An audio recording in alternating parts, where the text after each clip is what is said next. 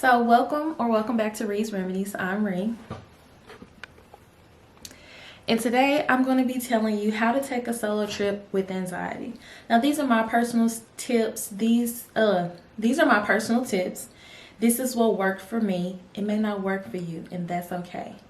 Hopefully you can get something out of this video. Hopefully it's helpful. Go ahead and give me a big thumbs up. Drop your questions down below in the comments, or let me know one of your favorite tips from this video. Also, this is my second time recording this video. I'm not sure what happened to the footage from like 4 days ago, but we're here and we're back and we're better. Same tips, just re-recording. Little housekeeping, like I said, go ahead and like, comment, subscribe. Go ahead and check out my TikTok. The link is down below. I'm at Third Eye Foodie on TikTok. I'm new. Go ahead and give me some follows. I'm posting anything related to food right now. Go ahead and check out my Etsy shop. The link down below is in the description box as well. And let's get into the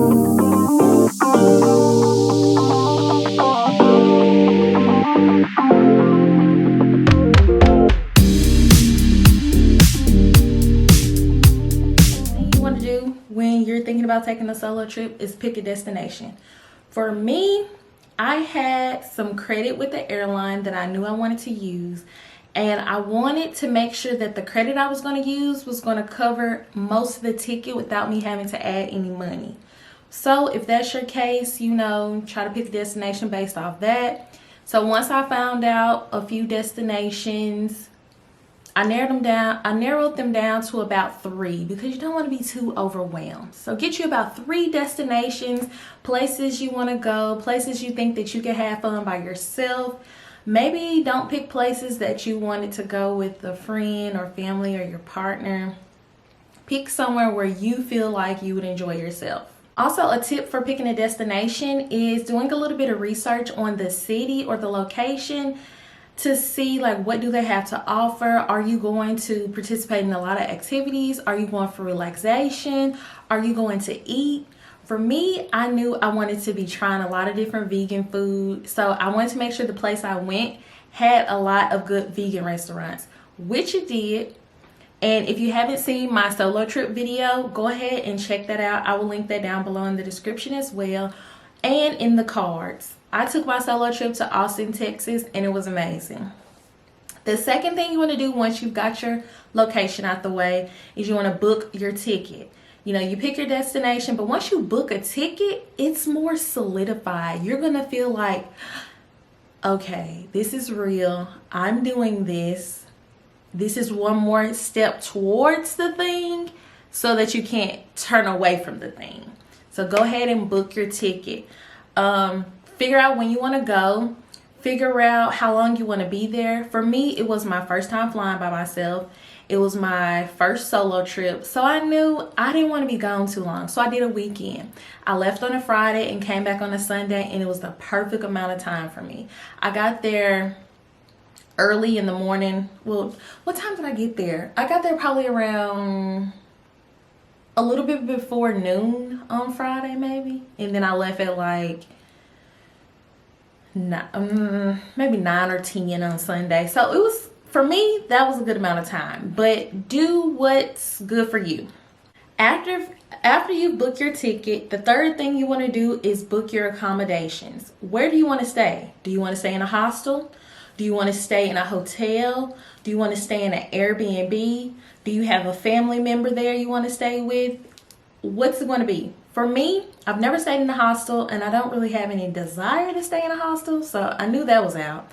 I didn't want to stay in a hotel just because we are still in a panorama, and for me, when I travel during these times, staying in an Airbnb seems like I have a little bit less exposure to people, which feels most comfortable to me. But even if you've watched some of my videos prior to now on the Love You In channel, which is my couples channel with my partner, we usually stay in Airbnbs. We very seldom stay in hotels unless we just really can't find any for what we want to pay.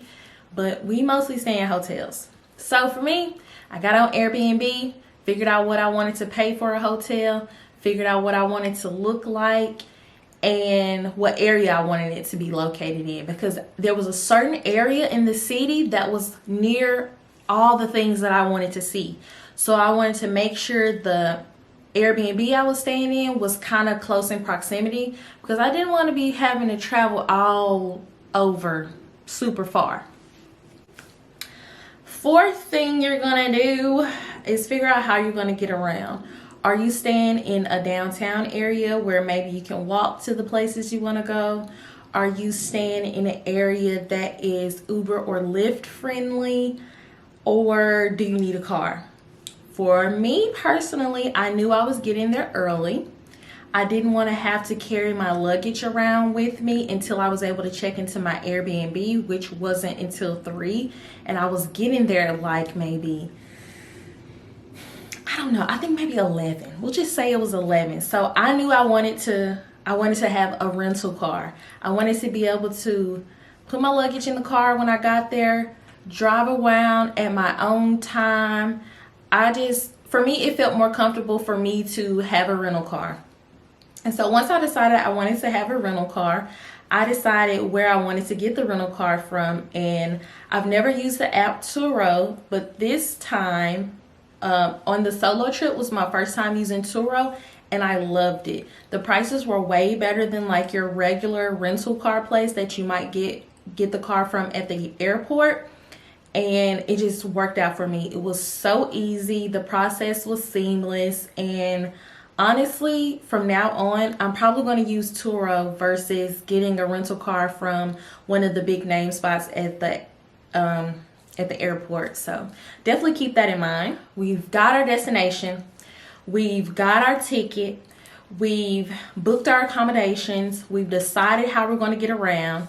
Now, a few weeks before you're going to be departing on your solo trip, you want to start thinking more in detail about what you're going to do when you get there, like what places you want to eat. I started to look up restaurants. I started to form a list of restaurants I wanted to use. At the time, I didn't have the app Yelp on my phone, but now I do, and it's very helpful for when you're traveling or even when you're in your city to find like the specific type of restaurants you want. So, oh, my nose clipped, sorry. Okay, we'll leave that one over there. Okay, so Yelp is very helpful when it comes to finding restaurants in the area that you're traveling to, especially if it's a specialized restaurant. Like I was looking for vegan restaurants, so that would have been so helpful. But I just end up Googling vegan restaurants in Austin, the best vegan restaurants in Austin, and I just went through the list, saw what they had to offer, picked the restaurants that looked good to me. A lot of the times, for a few of the restaurants, I actually downloaded the menu to an album in my pictures in my phone, so I could just refer back to it once I got there. And I was like, okay, I just went to the album in my phone of the Austin food, and I just was able to look at the menu without having to go to the website or anything. So it was just at my fingertips. So I did that. I also looked up outdoor attractions that I wanted to see. There were a few outdoor things that I knew I wanted to do while I was there. I visited a lake. I visited Mount Bonnell. What else did I do? I can't think of what else I did right now, but sorry, I'm having a little neck ache. Like I said, check out that vlog. I knew that there were some outdoor things I wanted to do, and I just took the time before I went to travel there. I took the restaurants I wanted to go to. I took the addresses to the restaurant I wanted to go to. I took the addresses to the outdoor attractions I wanted to go to, and I put them in a GPS app on my phone. I used Waze, and I just added those addresses to my favorites, and that worked out amazing. So when I was in Austin, I didn't have to go and type it on Google, get the address, and it just took a lot of legwork that I would have had to do when I was there. I was able to do it beforehand. So when I was there, I was like, oh, I want to go to this restaurant. I opened Waze, went to my favorites, clicked the name of the restaurant, and boom, I got my directions and I was on my way. It was so easy, especially if you're a person that has anxiety. I recommend doing things like that, planning ahead, taking that pressure off yourself and doing it before you leave, because you're going to be less overwhelmed when you get there. So that was like a major helpful thing that I did, and I'm so glad that I did. One of the last few things I would like to recommend is make sure you have something to turn to when you get anxious or overwhelmed. So for me, I made sure I brought my journal. So for me, I made sure I brought my journal, and anytime I got like anxious or I just wanted to express my gratitude, get some thoughts out, just kind of clear my mind, I turned to my journal and I wrote a page or two or whatever I felt like I needed to do at the time, and that just kind of kept me calm. It kept me feeling gratitude.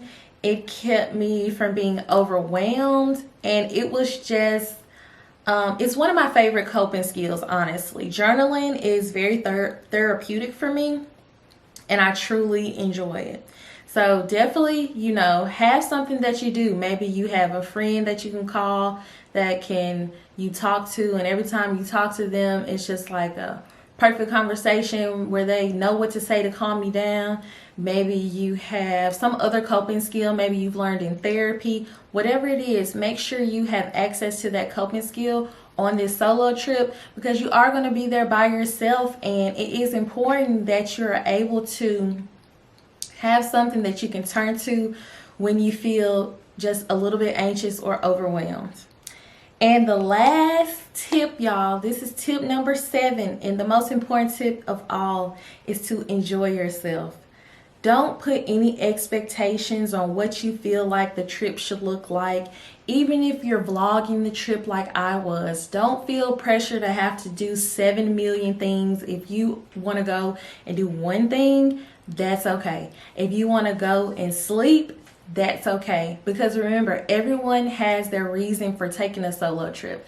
It's not always to fit as many activities as possible in your schedule. Maybe you just need to go to take a breath from your normal day life. Maybe you need to go and get rest. Maybe you're a new mom or you're a mom and you just want to be able to hear the silence in a room. You just want to be able to rest. You just want to be able to think without having anyone talk to you. Whatever your reason, get in touch with what brings you joy and go there and do it. Whatever it is that brings you joy. Me, I love trying new restaurants. I love trying, especially new plant-based restaurants. I love the fact that I was able to get great sleep. My bed in my Airbnb, I should have asked the lady where she got the mattress, because honey, I need it in my life. Whew. But yeah, enjoy yourself. Enjoy yourself, whatever that means for you. Make your own definition of what enjoying yourself looks like, and have a good time. Be safe and have a good time. I guess a little extra tip.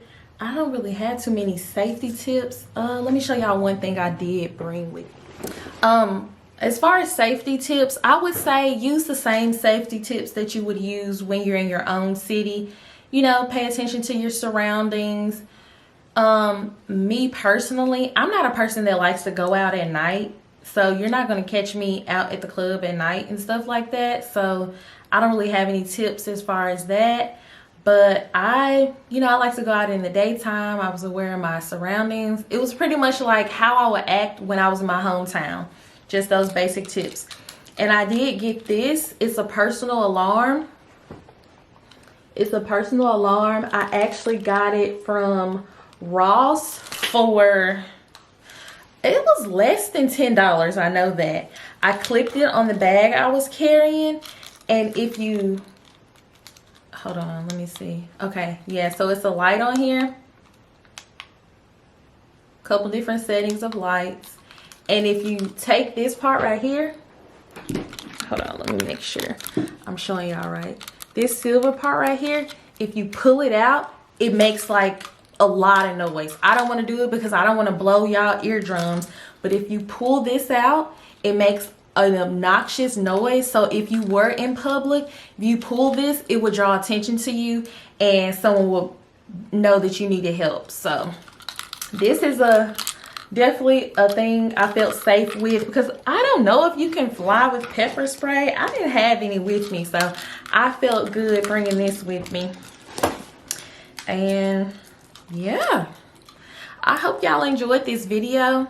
Let me know if y'all have any questions, like I said, down below in the comments. I promise I will get back to you.